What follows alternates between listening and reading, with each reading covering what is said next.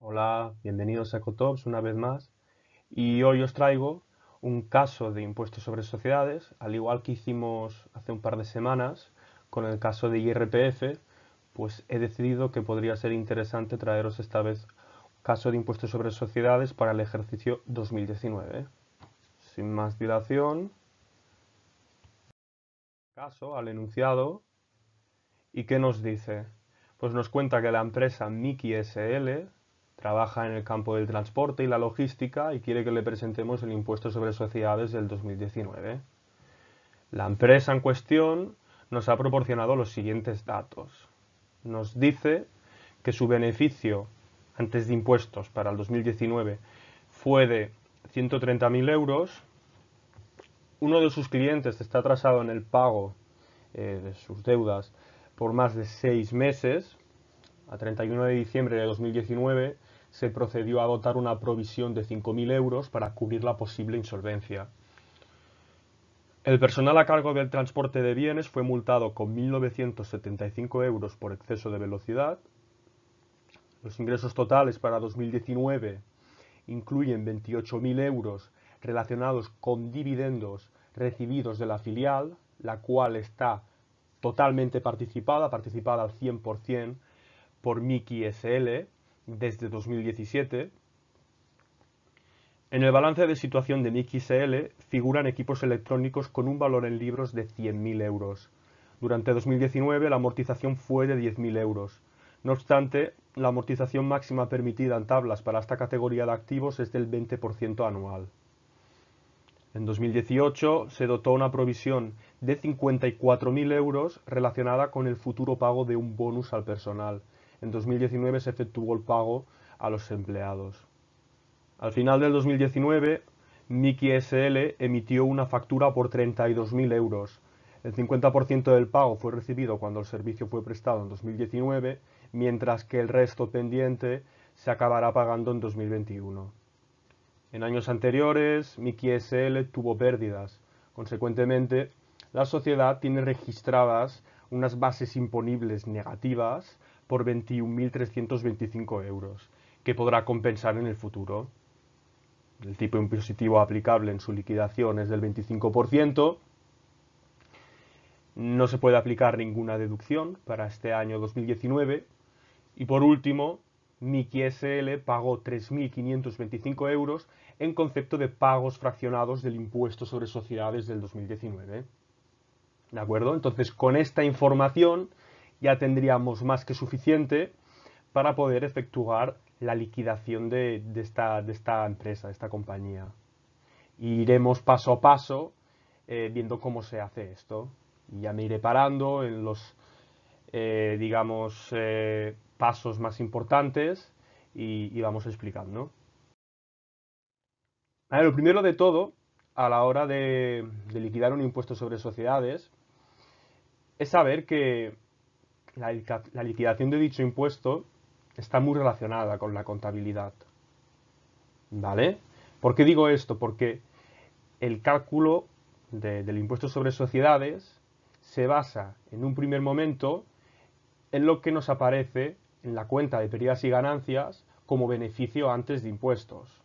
Por lo tanto, si ese beneficio antes de impuestos lo tenemos mal porque la contabilidad no la llevamos a la perfección, pues es muy probable que a la hora de determinar el impuesto tengamos problemas. ¿Vale? Por lo tanto, es lo que pongo aquí, que es de vital importancia contar con unos estados financieros en perfectas condiciones, ¿no? Para que nos permita efectuar un cálculo correcto del impuesto.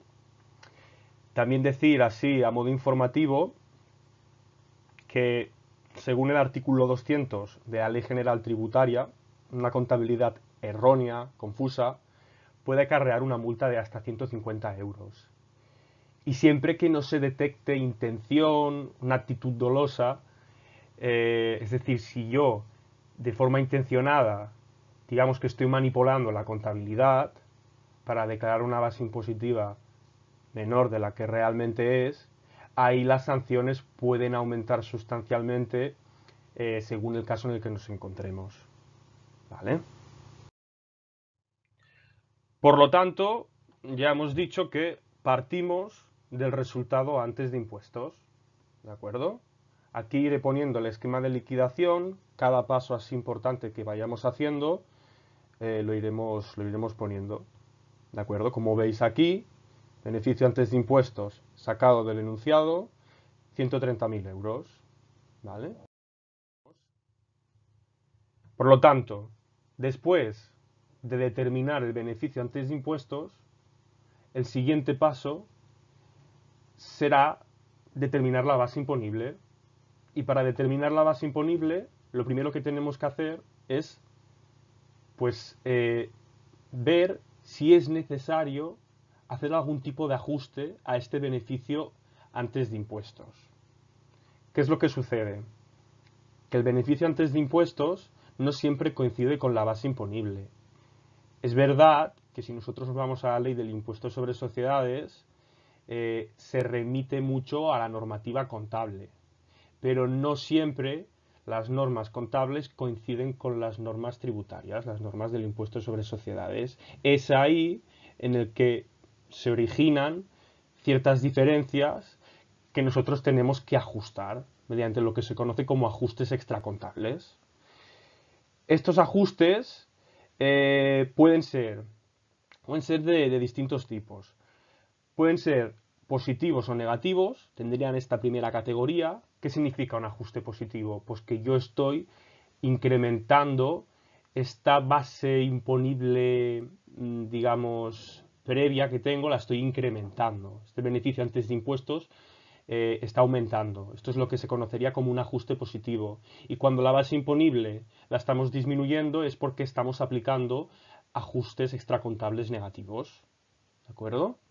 Asimismo, aparte de ser positivos o negativos, estos ajustes también pueden ser permanentes o temporales. ¿Qué significa permanentes? Permanentes significa que son ajustes que se realizan en un periodo impositivo concreto y ya nos olvidamos, ya no tenemos que pensar más en ellos de cara al futuro. En cambio, cuando hablamos de ajustes temporales, significa que son ajustes que revierten, es decir, un ajuste positivo ahora en 2019 que en el futuro revertirá y se quedará en cero, revertirá haciendo un ajuste negativo o viceversa. Un ajuste negativo en 2019 que con el paso del tiempo irá revirtiendo mediante ajustes positivos y también quedará cero, ¿vale? Esto sería la diferencia que ya veremos con más detalle a continuación. También añadir que en estos ajustes temporales, ya sean positivos o negativos, lo que nos va a generar en contabilidad son activos o pasivos por impuestos diferidos, que ya veremos en la última slide que os muestro el asiento contable. ¿De acuerdo? Si os fijáis en la parte izquierda de la slide, pues básicamente lo que comentaba antes. Si yo no tengo ajustes, significa que no hay diferencias entre contabilidad y fiscalidad. Y por lo tanto, el beneficio antes de impuestos ya podemos considerar que es la base imponible que utilizaremos para calcular, para determinar la cuota a ingresar por el impuesto sobre sociedades. Lo dicho, normalmente hay ajustes. ¿Y qué es lo que sucede con la base imponible? Si hablamos de ajustes positivos, la base imponible aumentará. Si hablamos de ajustes negativos, la base imponible disminuirá. ¿Vale? Tendremos un beneficio antes de impuestos que para determinar la base imponible lo tendremos que reducir por el ajuste negativo que corresponda. Y finalmente, para acabar con esta slide, debajo de este cuadro tenemos otro cuadro que sería, pues, a modo de ejemplo, pues de cada tipo de ajuste que podría haber, pues esto, un ejemplo, ¿vale? No voy a entrar mucho en ello, a explicarlo, porque realmente estos ejemplos que he puesto aquí en el cuadro son los del mismo caso, y los vamos a ver ahora, por lo tanto, ahora en las siguientes diapositivas los comentaremos. Bien, pues aquí pongo el enunciado en negrita, ¿vale? Para que no tengamos que ir a la slide del principio donde está todo el caso, pero bueno, que también lo tenéis ahí, ¿vale? Y empezamos, iremos punto por punto, así por orden.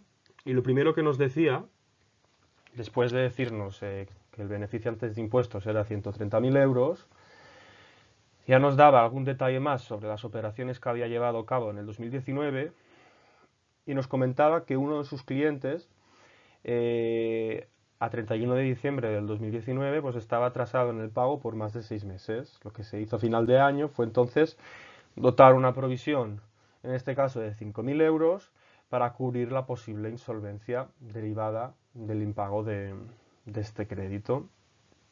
¿Vale? ¿Qué sucede con los deterioros por clientes morosos, la insolvencia? ¿Qué nos dice la ley del impuesto sobre sociedades? Pues hay que tener en cuenta que estos deterioros no son siempre deducibles. Lo son, pero en una serie de casos, que son los que tenéis a continuación. ¿Qué casos son estos? Pues cuando la demora en el pago se extiende por más de 6 meses, que ya vemos que este sería el caso que tenemos nosotros, pero después hay más.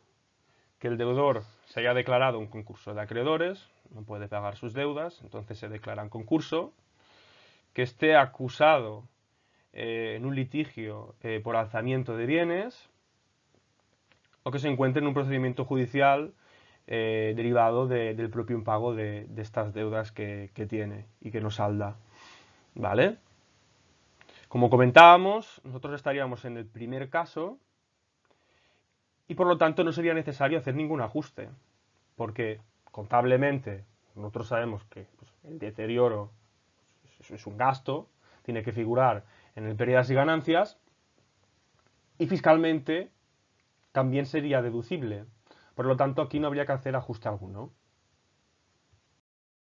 Vamos a ver ahora en los siguientes si hay que hacer o no ajuste.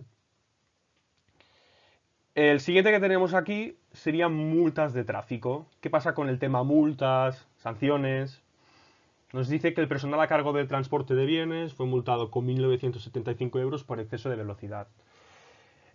Con las multas y a cometer infracciones, las sanciones que nos puedan llegar y todo esto, nunca serán fiscalmente deducibles. ¿Vale? En ningún caso. Por lo tanto, pues contablemente será un gasto normal y corriente, pero fiscalmente el gasto será cero. Por lo tanto, aquí ya vemos que hay diferencias entre la contabilidad y fiscalidad. Por lo tanto, habrá que realizar un ajuste. ¿Qué tipo de ajuste tendremos que hacer? Pues el ajuste que tendremos que hacer es un ajuste positivo por el importe de la multa. ¿Por qué un ajuste positivo? Porque yo este beneficio antes de impuestos que utilizo desde donde parto para calcular el impuesto está incluyendo este gasto y me está reduciendo la base. Pero fiscalmente no es deducible. Por lo tanto, yo este gasto, para no tenerlo en cuenta, tendré que realizar este ajuste positivo. ¿De acuerdo? Y sería un ajuste positivo y permanente, porque ya hemos dicho que en ningún caso, ni en 2019, ni en 2020, ni en 2021, ni más adelante, nunca esta multa será deducible. Por eso, el ajuste a realizar sería un ajuste permanente y positivo. ¿Qué más? Ahora nos vamos con los dividendos. ¿Vale? Nos decía el enunciado que la sociedad había percibido, o sea, de sus ingresos totales para 2019, había percibido 28.000 euros relacionados con dividendos de la filial, la cual está participada al 100% por Miki SL desde 2017. ¿Vale? ¿Qué sucede con los dividendos? Nosotros sabemos que en términos contables, en lo que es la contabilidad, los dividendos, evidentemente, tienen consideración de ingreso financiero, ¿vale? Pero ¿qué sucede a efectos fiscales? Que este ingreso financiero puede quedar exento, ¿vale? Puede quedar exento. Esta exención básicamente se contempla para evitar lo que se conoce como doble imposición económica, es decir, que yo estoy grabando una misma renta a la filial, pero después también a la matriz, ¿vale? Por lo tanto, para evitar esta situación, tenemos un mecanismo de exención, ¿vale? Pero este mecanismo de exención no se puede aplicar siempre, que tienen que cumplir una serie de requisitos. En principio, los importantes son dos, ¿vale? Que sería que la participación en la compañía que distribuye los dividendos, es decir, la participación que tiene Miki SL sobre la filial, sea superior al 5% o su valor de adquisición superior a 20 millones de euros. Esto de los 20 millones de euros lo hacen para empresas así muy atomizadas, ¿no? Como por ejemplo, pongamos el caso de Telefónica, que es prácticamente imposible, da igual lo que te gastes, alcanzar el 5% de las acciones, de tantas que hay repartidas, ¿vale? Entonces, superior al 5% o superior a 20 millones de euros. ¿Vale? En nuestro caso tenemos el 100%, por lo tanto este primer requisito lo cumpliríamos. Y el segundo sería que esta participación se tenga que mantener interrumpidamente por más de un año, ¿vale? Se tiene que mantener durante más de un año. Si cumplimos estos dos requisitos, ya podríamos aplicar la exención. ¿Y qué es lo que sucede? Pues otra vez estamos ante una diferencia respecto a la contabilidad y la fiscalidad. Contablemente tenemos el ingreso de 28.000 euros, pero fiscalmente, al ser un ingreso exento, el ingreso es cero. Por lo tanto, aquí lo que tendremos que hacer es un ajuste negativo. Nosotros en el beneficio antes de impuesto, en el pérdidas y ganancias, este ingreso lo hemos tenido en cuenta. Pero ahora lo queremos omitir porque está exento. Por lo tanto, reduciremos la base imponible mediante la realización de un ajuste negativo.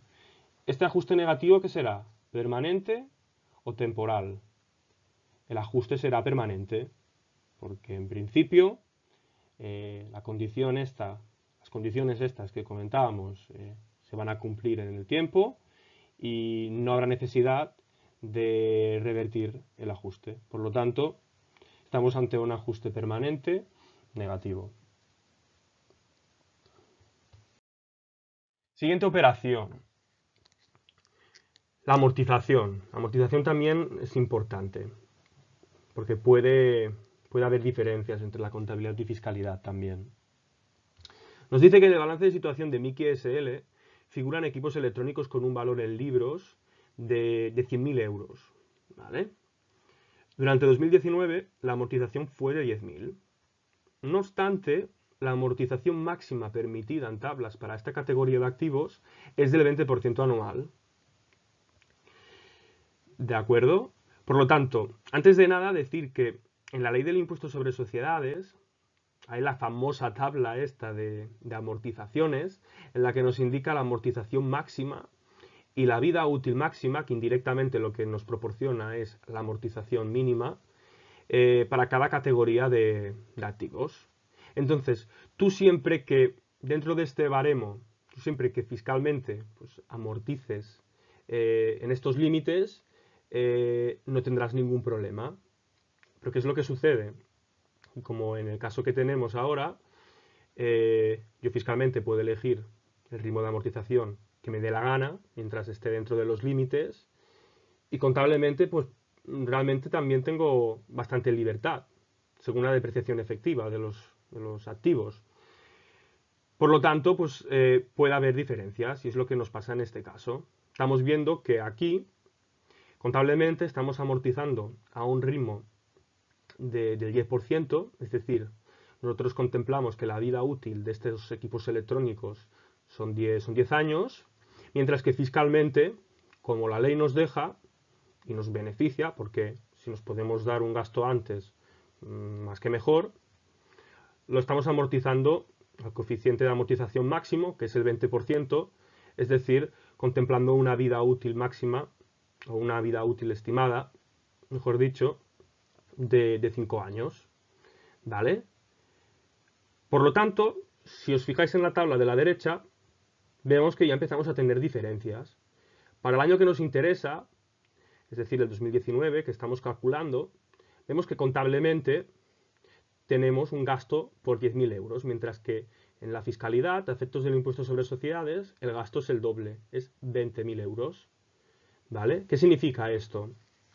Que yo fiscalmente me puedo dar más gasto que lo que me figura en el beneficio antes de impuestos, en lo que me figura en la contabilidad. Con lo que yo ahora puedo hacer un ajuste negativo, reducir la base imponible y pagar menos impuestos. ¿Pero qué significa que yo pague menos impuestos ahora?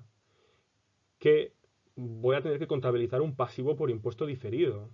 Es decir, que yo, muy bien, felicidades, estoy pagando menos impuestos ahora, pero en el futuro, como veis en la tabla, estos ajustes, como estamos hablando de un ajuste temporal, habrá que revertirlos. En su momento eran negativos, pero a partir del 2024 ya veis que son positivos. ¿Por qué son positivos? Porque, si os fijáis, cuando llegamos al año 2024, fiscalmente, el activo ya está totalmente amortizado. Ya vale cero fiscalmente. En cambio, en la contabilidad no es así. En la contabilidad aún tiene un valor neto en libros de 50.000 euros. Por lo tanto, es un gasto que a partir del 2024 no me podré dar fiscalmente hablando. Y es ahí donde empezará la reversión de los ajustes negativos hechos los primeros 5 años y donde tendré que pagar esos impuestos que al principio no pagué. Por eso hablamos de un pasivo por impuesto diferido en los casos de amortización acelerada. ¿Vale? En el caso en el año que nos atañe, que sería el 2019, estamos de suerte porque tendríamos un ajuste negativo y nos reduciría la base imponible, pero tener en cuenta que en el futuro la situación cambiará. ¿Qué más? Vamos ahora con el bonus. ¿Vale? El bonus a los trabajadores, porque lo han hecho muy bien y pues les queremos pagar un extra. ¿Qué es lo que pasa? Que este bonus nos dice que se dotó en 2018, pero que el pago se tiene intención y se hace efectivamente en 2019. ¿Qué es lo que sucede con estas provisiones, bonus, como queráis llamarlo? Nos dice que, por norma general, solamente son deducibles cuando se abona el pago, ¿vale? Pues por ejemplo, pues esto, en el contrato dice que en 2019 tú vas a recibir este bonus, pues será en 2019 en el que yo este gasto que me he imputado en el 18 será realmente deducible. O por ejemplo, cuando hablamos de otro tipo de provisiones para cubrir ciertas contingencias, ¿vale? Esa provisión, ese gasto por provisión, será deducible cuando la contingencia se produzca y yo tenga que proceder al pago, al desembolso, ¿vale? No cuando contabilice este bonus, esta provisión, ¿vale? Por lo tanto, si el año de contabilizar la provisión y de hacer el pago es el mismo, no habría ningún problema, ¿no? Pero aquí no sucede esto. Aquí lo que nos dice el ejemplo, el caso, es que es en 2018 que se contabiliza, pero no es hasta 2019 que se hace el pago. Por lo tanto, ¿qué es lo que se ha hecho en 2018 y qué es lo que tenemos que hacer ahora en 2019? En 2018, en nuestro resultado del ejercicio, más concretamente el beneficio antes de impuestos, que es desde donde partimos, teníamos en cuenta este gasto, pero no era fiscalmente deducible. Por lo tanto, en 2018 lo que se hizo fue proceder a la realización de un ajuste positivo temporal por el importe del bonus, que son 54.000 euros. ¿Qué es lo que sucede ahora? Llegamos a 2019 y se hace el pago. Los empleados reciben este bonus que estaban esperando tanto. Entonces, ahí sí que este gasto es deducible, con lo cual revertiremos este ajuste positivo temporal que hicimos en su momento en el 2018 mediante un ajuste temporal negativo que nos va a dejar a cero, como podéis ver. ¿Vale? A nivel de contabilidad, en 2018 lo que tendríamos sería un activo por impuesto diferido, porque en el futuro, es decir, en el 2019, lo usaré, que es lo que estamos haciendo ahora, para pagar menos impuestos. ¿De acuerdo? Seguimos con las operaciones que ha llevado a cabo la sociedad durante este 2019 y nos dice aquí que, pues esto, al finalizar, a punto de acabar el 2019, Miki SL emitió una factura por 32.000 euros. ¿Vale? Las condiciones del pago. Pues nos dice que el 50% del pago fue recibido cuando el servicio fue prestado en 2019, por lo tanto, la mitad de la factura fue pagada en 2019, mientras que la otra mitad, el resto pendiente, se estipula que se pagará en 2021.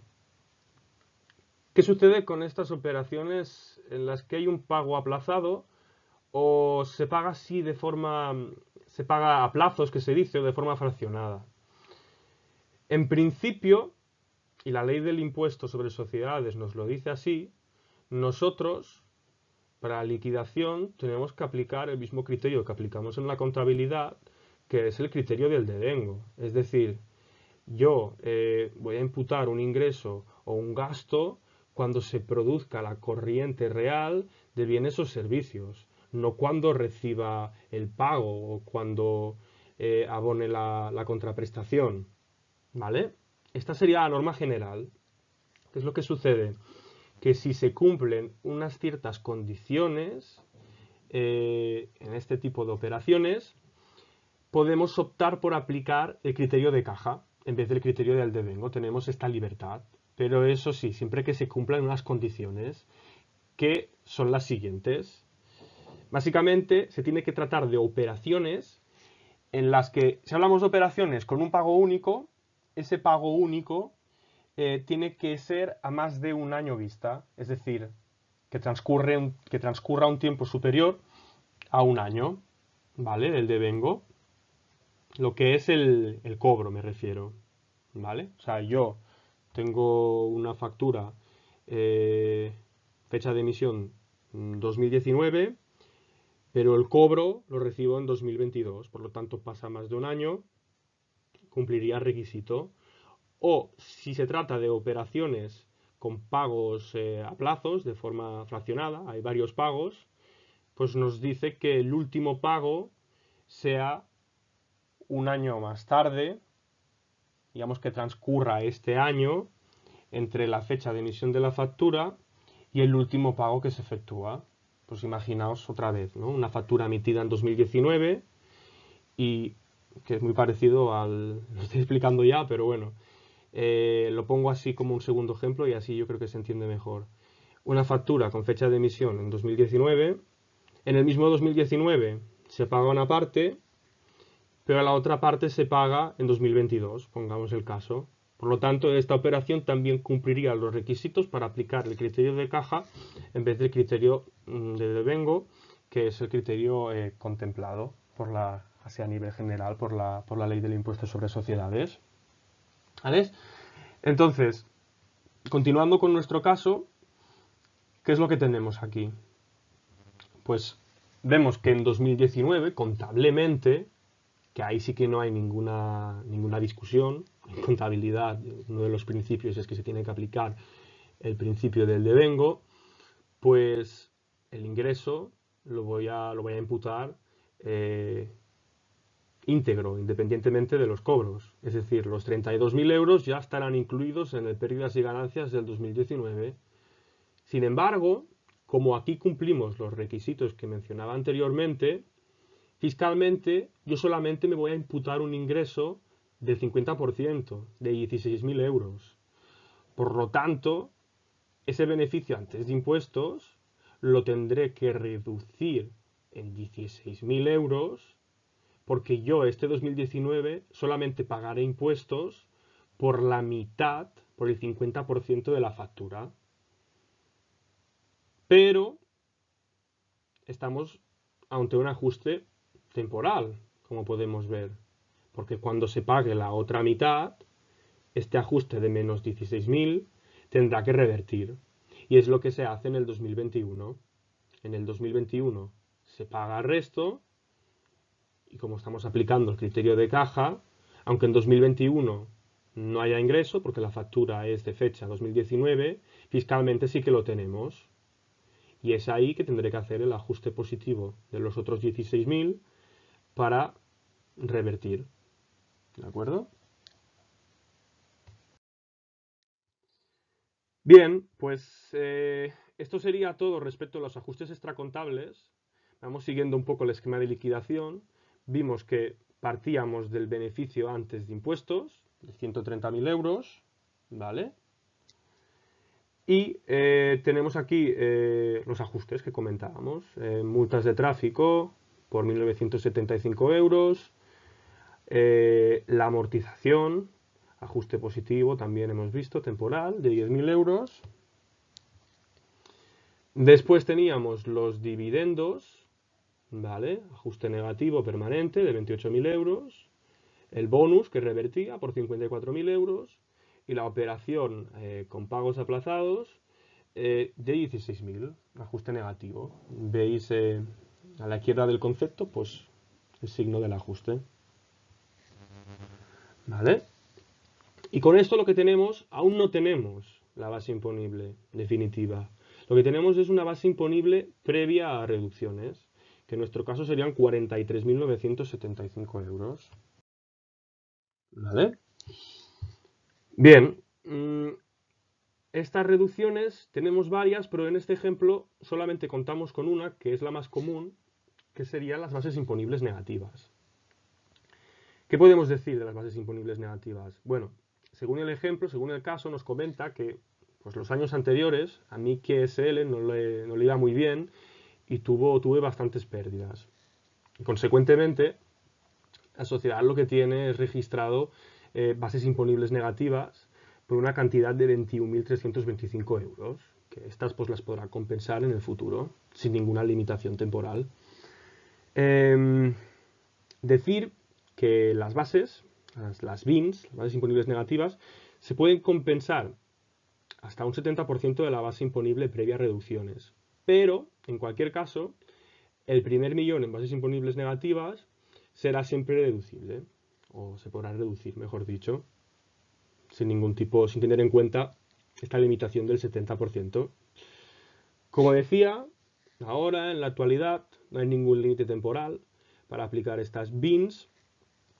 Y luego también yo creo que es interesante saber esto, y es que Hacienda tiene 10 años para cuestionar la generación de bases imponibles negativas. Es decir, si te inspecciona y ve que realmente, pues por ejemplo, tienes la contabilidad la tienes nefasta, que no está bien hecha, y que esa base que tú te has dado, pero que aún no has podido aplicar, la tienes ahí pendiente, no es correcta, pues te la puede modificar. Pero importante, ¿no?, esto es recalcar que solo pueden tocarte lo que son las BINs. Si te quieren tocar la regularización o la liquidación, solamente pueden hacerlo de las 4 últimas presentadas, de los 4 años anteriores. ¿Vale? Esto es un detalle importante a tener en cuenta. ¿Qué más? Pues nada, continuamos con el esquema de liquidación. Aquí lo que haremos será añadir solamente este paso extra que hemos comentado ahora de las bases imponibles negativas. No, tenemos 21.325 y las podemos aplicar todas porque la base imponible antes de reducciones es mayor. Por lo tanto, ahora sí que tendríamos con todos nosotros la base imponible, que sería de 22.650 euros. Pero aquí no. Ahora lo que tenemos que hacer es calcular la cuota íntegra y la cuota líquida. ¿Vale? Para calcular la cuota íntegra es tan sencillo como coger el tipo impositivo aplicable, que ya hemos visto que el enunciado nos dice que es el del 25%, y multiplicarlo por la base imponible que acabamos de obtener. ¿Vale? Decir que los tipos, no hay un tipo único del 25%. Es verdad que este es el tipo general y que aplica en la mayoría de compañías, pero hay más tipos. Como el impuesto sobre sociedades al final es un poco como el IRPF, o comparte estas características de subjetividad y de que es un impuesto personal que tiene en cuenta las condiciones y características de los contribuyentes, pues una de estas medidas para tener en cuenta estas condiciones es aplicar distintos tipos impositivos. Y por ejemplo, para estas entidades de nueva creación, que al principio pues, les cuesta un poco y normalmente tienen pérdidas los primeros años, lo que se hace para favorecerlas es dejarles aplicar un tipo impositivo del 15% para el primer año con resultados positivos y el siguiente, ¿vale? Luego, por ejemplo, los bancos tienen un tipo, entidades financieras, un tipo del 30%. Las cooperativas tienen otro, ¿vale? Entonces, el general es el 25%, pero bueno, saber que a lo mejor, según el cliente que tengamos, el contribuyente, pues puede aplicar uno u otro. ¿De acuerdo? Por lo tanto, resumiendo, tengo mi base imponible, le aplico mi tipo impositivo y lo que obtengo es la cuota íntegra. A la cuota íntegra se le pueden restar una serie de deducciones contempladas por la ley.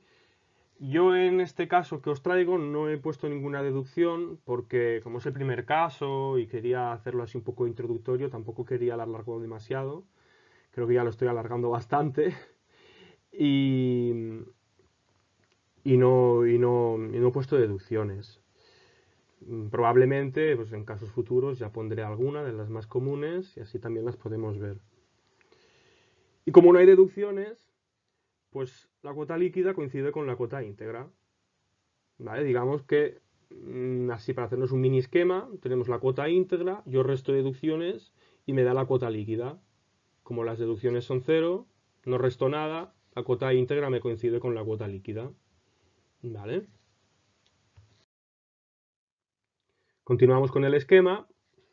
Ya le añadiríamos lo que comentábamos, la aplicación del tipo impositivo, que hemos dicho que es del 25%, el tipo general, y la cuota íntegra o cuota líquida, aquí nos coincide, que sería por un importe de 5.662,50 euros. Y ya estamos terminando. Lo que nos faltaría obtener ahora es el resultado, lo que me sale a pagar o a lo mejor me sale a devolver, o lo que se conoce técnicamente como cuota diferencial. La diferencia entre lo que he ido pagando durante el año fiscal, durante el 2019 en este caso, y lo que me resulta de hacer ahora la liquidación, ¿no? Una vez terminado el ejercicio. Nos dice aquí el enunciado que Miki SL pagó 3.525 euros en concepto de pagos fraccionados del impuesto sobre sociedades del 2019. ¿De acuerdo? Entonces, ¿qué son esto de los pagos fraccionados? Pues básicamente los pagos fraccionados son unos adelantos que se hacen de los impuestos. Pues del impuesto sobre sociedades, o por ejemplo en el IRPF que veíamos en el anterior vídeo, los autónomos, no todos, pero sí que algunos tienen que presentar un modelo que es el 130, que también es de pagos fraccionados, de pagos a cuenta del IRPF, unos adelantos. Digamos que estos pagos fraccionados y las retenciones, ingresos a cuenta, todos estos conceptos existen un poco para que Hacienda no tenga que esperar al 30 de junio en el caso del IRPF o al 25 de julio en el caso de la gran mayoría de sociedades, para que Hacienda no tenga que esperar tanto y tenga, digamos, un flujo constante de dinero, ¿no? Básicamente esa es la... Y luego que también el contribuyente pues no tenga que pagarlo todo de golpe al final, que lo pueda ir pagando en cómodas cuotas. ¿Vale? Básicamente esa sería la utilidad y el propósito de los pagos fraccionados. ¿De acuerdo? Lo dicho, se conoce como resultado, no cuota diferencial, la diferencia, ¿no? Ya nos lo dice el propio nombre. ¿Vale? Y para obtener este resultado, lo que tendríamos que hacer es partir de la cuota líquida y restarle pues, pagos fraccionados, retenciones, si las hubiese, que no habría aquí, e ingresos a cuenta. Más de lo mismo. Haciendo esto, vemos aquí que incluimos en el esquema pues, estos pagos fraccionados según el caso enunciado, que son de 3.525 euros, y si nos daría un resultado de 2.137,50 euros. ¿Vale? Esto es lo que le saldría a la empresa a pagar. ¿Vale? Y aquí Lo que es la liquidación sí que terminaría, pero después, un detalle importante que no podemos omitir tampoco, es la contabilización del impuesto, ¿vale? Que ya es la última diapositiva que os presento aquí y es igual de importante. O sea, tenemos que liquidarlo, pero después ese impuesto pues tiene que figurar en los estados financieros de la empresa. Y como veis aquí, bueno, pues al principio, la que sería el asiento, ¿vale? Al principio, en las primeras líneas, los primeros asientos, lo que he puesto son los movimientos de los ajustes, ¿vale? Entonces, importante, que lo vuelvo a decir, pero lo he comentado antes en las primeras slides. En el asiento este del impuesto sobre sociedades, los ajustes solamente van a aparecer los ajustes temporales. Los permanentes no van a aparecer, porque no revierten, básicamente. No generan un activo o un pasivo por impuesto diferido. O no lo saldan, ¿vale? Por eso, bueno, veis aquí que el primer ajuste sería el de la amortización acelerada, que hemos visto que era un ajuste de 10.000 euros, que aplicando el tipo, a los ajustes hay que aplicarle el tipo impositivo, 25%, sería unos 2.500.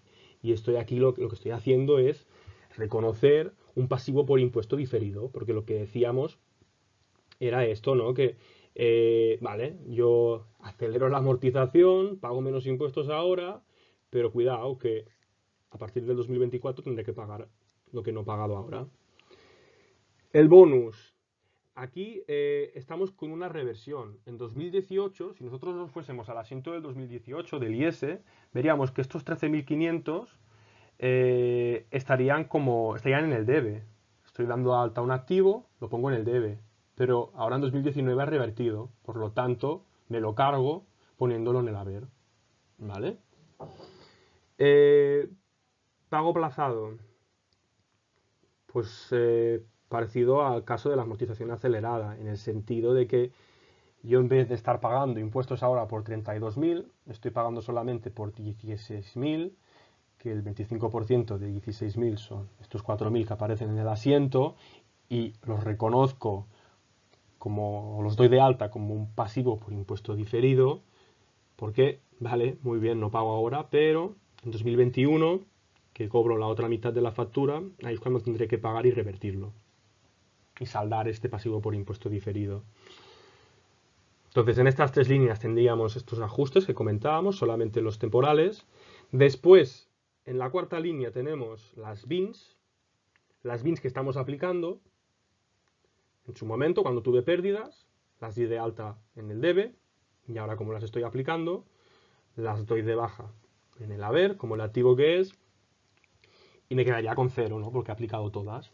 ¿No? Si me listase ahora un balance, no lo tendría en activo no corriente.